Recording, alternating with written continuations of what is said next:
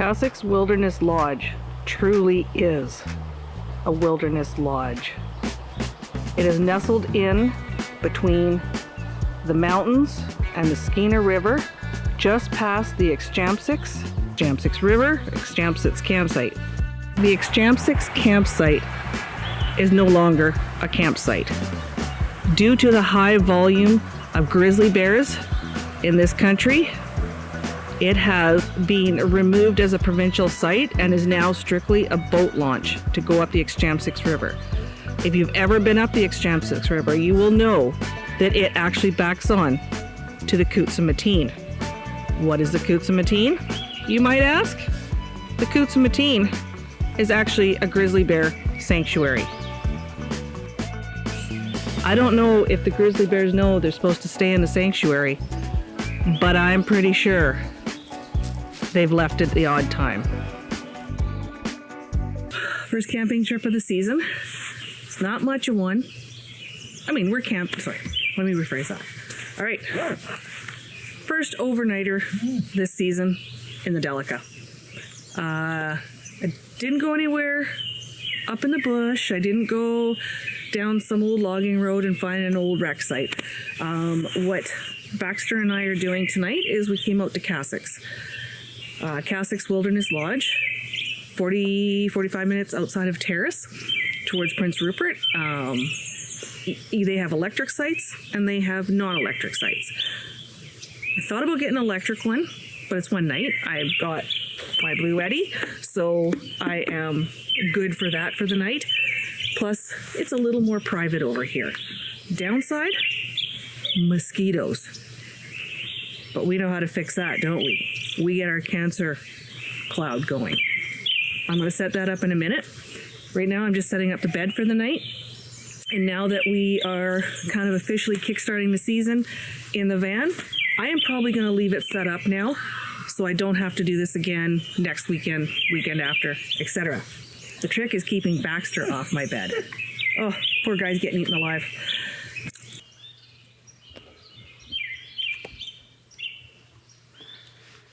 In case you're wondering what a cancer coil is, or a cancer cloud, it's probably not the right terminology, but so these are the good old mosquito coils that I'm pretty sure everybody's grown up with. Plus I've got the off candle. Just a second, I'll show you. The off backyard, the off mosquito lamp. You can see that. I got that set up as well.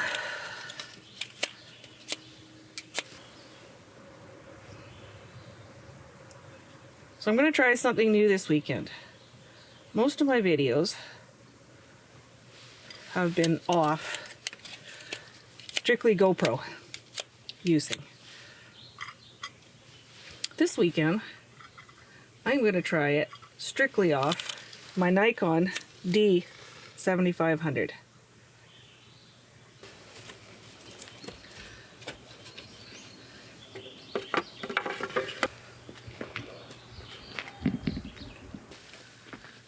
So I did not see this coming.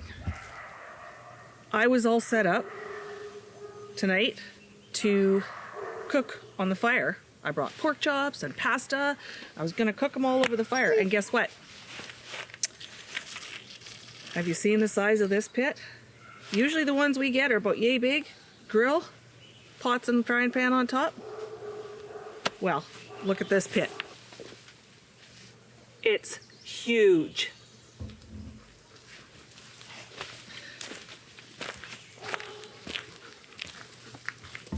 All right, so instead, I guess,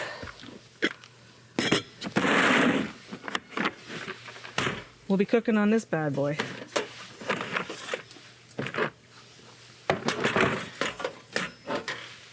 Baxter's dinner was not quite thawed before I left home tonight. So I'm just gonna heat up some water, soak it in hot water, watch it thaw, and get him fed first. because I only have the one burner, I'm going to cook the pasta first, finish it, probably not finish it, I'll do it almost till it's all the way done.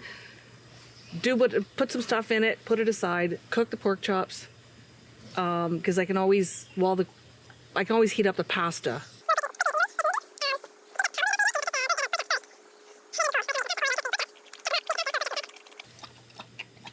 That might be an option too.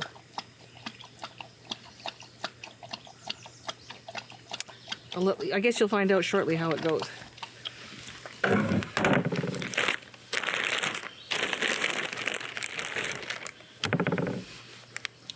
It's a lot of pork chop.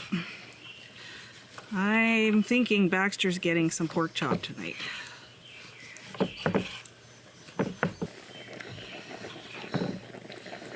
Normally I would never cook this much pork chop for just me, but Ron is actually in the Charlottes this weekend. Sorry, let me rephrase that so I don't get into trouble. Ron is in HWY this weekend. And he must have taken these out to take with him because they were in the fridge, because he does all his own cooking when he's over there as well. And I thought, well, shit, if I leave them, they're gonna go bad. Because that's a lot of pork.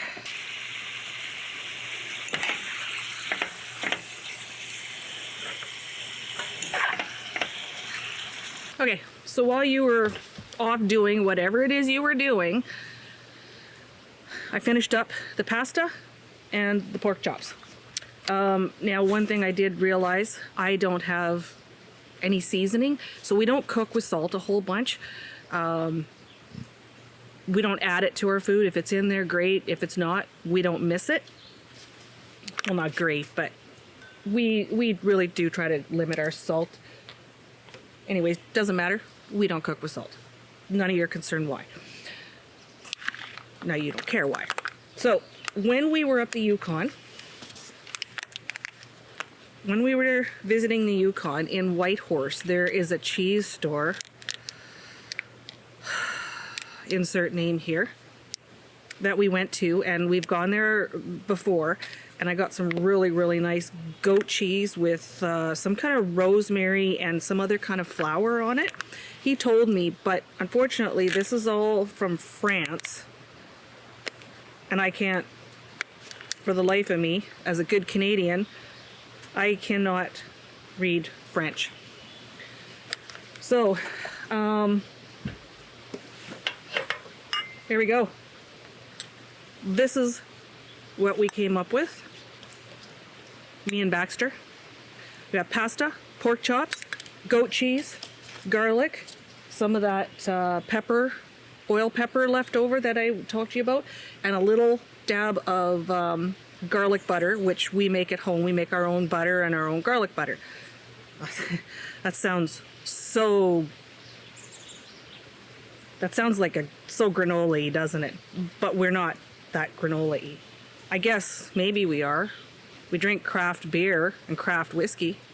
Does that make a difference? So I'm gonna have that. Jenny's radishes. Speaking of whiskey, a little shot of whiskey. And I'm gonna build a fire and sit down and have something to eat. And I'm pretty sure you don't want to watch me eat either.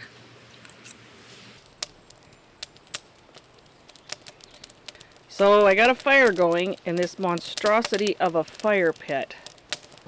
And I'm not even using 1/100th of it.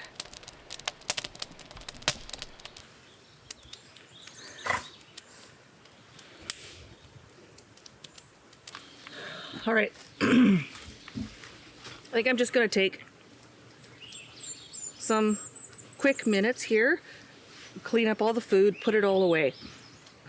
Not now, not ever will I create drama for views. It either happens, or in my head I legitimately think it happens, or it does happen, but I don't make it up. We are 100% in black bear and grizzly country. This is all forest back here. The campsite goes that way around, that way, back to the main lodge. I am right up against the farthest campsite away from anything. This is all green space. This is all the wild, if you want to call it. And there's something crashing in the bush over there. Don't care. That's fine. It can do its thing. But the last thing I want is a bunch of food laying around. Because God knows they've already smelled it. They already know it's here. But you know what? The less I have laying around, if I need to get into the camper, the better.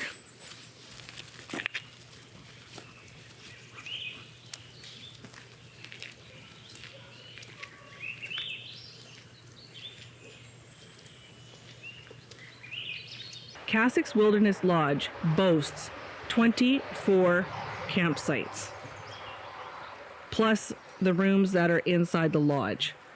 Now the campsites themselves, I want to say 1 to 6 and 19 to 24 are all electrical. Well, I'm just out for my walk right now with Baxter, and I just came across the lodge is over there. The campsites are back, way back behind the lodge. I'm down this old growth trail and I come across 25. Well, we're gonna go for a little walk down here and see what else we can find. This green lichen that you're currently seeing hanging from the trees is called old man's beard. Now, I'm sure there's a technical Latin scientific name for it, but that's what I've come to know it as, old man's beard. These are little bells of some sort, all amongst the fern. All right, because I'm not using my GoPro and I'm having to stand behind this camera that's infested with mosquitoes at the moment, you cannot grasp the scale of the size of this tree. If I was to lay down beside it, or lay down on the ground, going from there to there, I still would not be as long as this is wide. And when you think that one is big, then you get this bad boy. Then you get that bad boy. But holy crap, nothing compares to this guy. Now wait a minute, there's Baxter. There's Baxter. And there's that tree. These trees are friggin' amazing. Here's the backside of that tree. This monstrosity.